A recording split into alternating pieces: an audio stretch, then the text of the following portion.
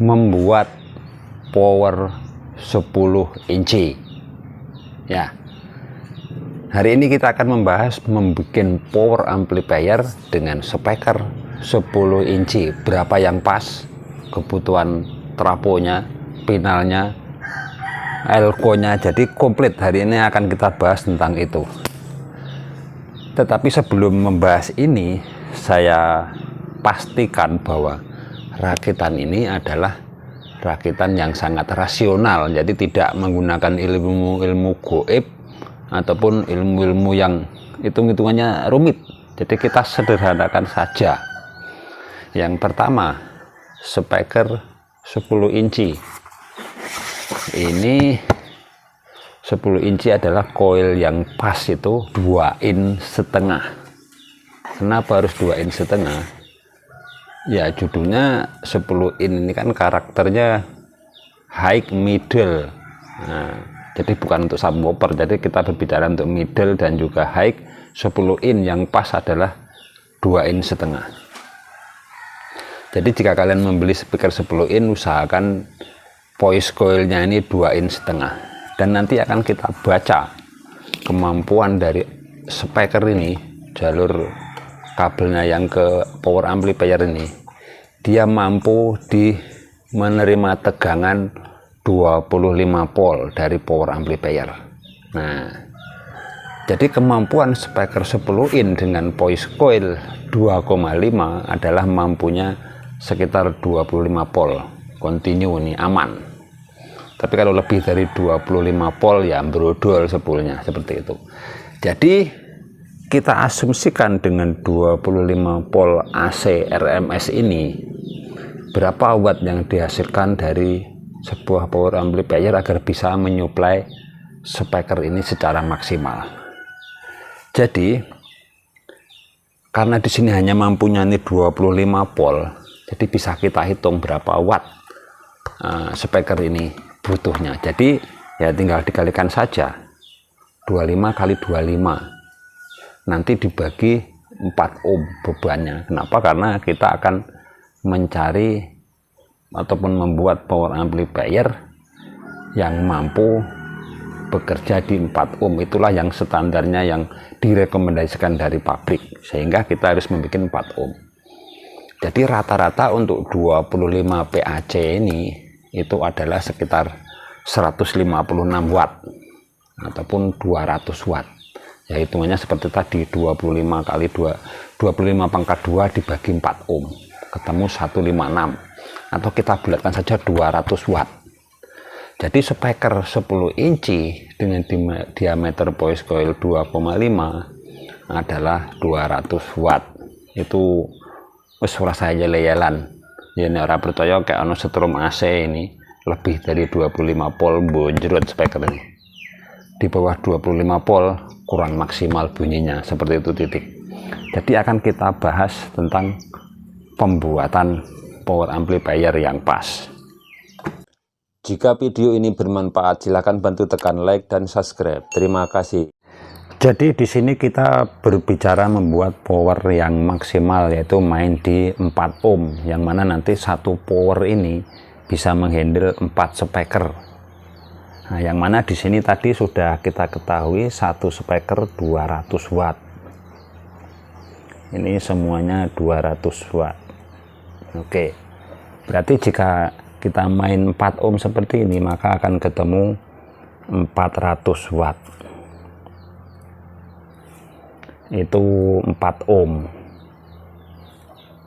4 ohm. Nah, dari 400 watt ini kita harus bisa membuat power amplifier yang mampunya juga 400 watt. Nah, setelah kita tahu bahwa kebutuhan power amplifier kita adalah 400 watt kiri, 400 watt kanan, nah berarti kita harus bisa membuat power yang mampu di 800 watt. Nah sekarang kita berbicara per mono dulu atau per channel dulu. Di sini 400 watt. Jadi berapa kebutuhan pinal yang kita butuhkan untuk mencapai 400 watt? Jadi di sini kita berbicara Toshiba. Jadi jika kita menggunakan Toshiba itu secara kasaran saja atau secara gamblangnya adalah 150 watt satu bijinya. Jadi jika 400 watt ini kita bisa mengalihkan ataupun membagi, yang mana 400 watt dibagi 150 maka akan ketemu 2,6. Ya, kita maksimalkan saja 3 set minimal sampai 5 set. Nah, ini sama 3 sampai 5 set. Jadi kenapa kita lebihkan dari 3 set? Ya, untuk amannya, nanti siapa tahu jacknya copot, konslet, dan seperti inputnya jangan grade tidak mati finalnya seperti itu. Jadi kita bisa lebihkan antara 3 set sampai 5 set. Dan nanti ini hasilnya pasti bisa 400 watt per channelnya, asalkan nanti suplainya dari PSU ini normal. Nah, sekarang kita hitung lagi kebutuhan dari si elko dan juga si traponya. Jadi untuk urusan elko kita tidak usah pusing-pusing, kita menggunakan elko yang ada saja, karena elko ini fungsinya hanya memfilter. Ya, kita ambil saja nilai rata-rata, yaitu 10.000 mikro 100 volt, karena takutnya banyak yang ngabal-abal di elko kita ini. Ya, anggap saja kita pasang 6 biji 10.100 volt, ini kali 6, jadi semuanya 6 biji. Yang sebelah kiri nanti 6 biji, sebelah kanan 6 biji. Yang terpenting adalah di sini, kalau elko ini tidak begitu penting, hanya dia memfilter tegangan dari power amplifier ini. Nah, sekarang kita hitung kebutuhan traponya. Berapa trapo ini agar mampu menghasilkan 400 watt kiri dan 400 watt kanan. Berarti jika di total antara kiri dan kanan ini adalah 800 watt. Nah, jadi power amplifier ini, trapo ini maksudnya harus mampu menghasilkan daya 800 watt. Nah, sekarang kita hitung-hitungan. Kita akan gunakan 20 ampere. Ini traponya 20 ampere, CT-nya 67. Nah, kenapa 67? Jadi mari kita hitung-hitungan. Jadi jika 20 ampere dikali 67 ketemunya 1340 watt. Tapi jangan ditelan mentah-mentah bahwa trapo ini mampu segini. Kita hitung efisiensinya, yaitu 60%. Jadi ini kita kalikan 60%. Kenapa 60%? Ya, rata-rata dengan merakit ini 60% itu sudah hebat dengan daya yang dihasilkan. Jadi intinya secara awamnya saja, energi trapo ini dirubah menjadi energi di sini tidak akan mungkin sama. Ya, paling kuat cuma 60-70%. Jadi kita ambil saja yang paling kecil 60%.